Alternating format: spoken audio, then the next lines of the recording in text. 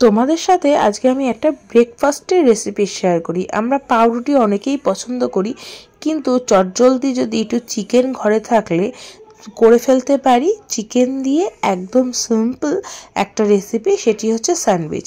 তো সবার প্রথমে আমি কড়াইতে তেল গরম করে দিয়ে দিলাম রসুন কুচি এবং তার মধ্যে পেঁয়াজ কুচি দিয়ে ভালো করে ফ্রাই করে নিয়ে দিয়ে দেব চিকেন কিমা, তার মধ্যে পরিমাণ মতো দিয়ে দেব টমেটো, ক্যাপসিকাম এবং বেশ কিছুটা চিজ দিয়ে ভালো করে শুকনো করে মাখো মাখো করে আমি নামিয়ে নেব। আর এদিকে তার মধ্যে দিয়ে দিয়েছি বেশ কিছুটা পিৎজা পাস্তা মিক্স, সেটা একদমই অপশনাল। আর ব্রাউন ব্রেডটাকে আমি এপিট ওপিট করে সেঁকে এর উপর দিয়ে বাটার দিয়ে দিলাম চিকেনের যে পুরটা করে রেখেছি, তার উপরে চিজ দিয়ে সেঁকে নিলেই আমাদের রেডি হয়ে যাচ্ছে চিজ চিকেন স্যান্ডউইচ, যা বাচ্চা থেকে বড় সকলেরই টিফিনের জন্য পারফেক্ট একটা রেসিপি।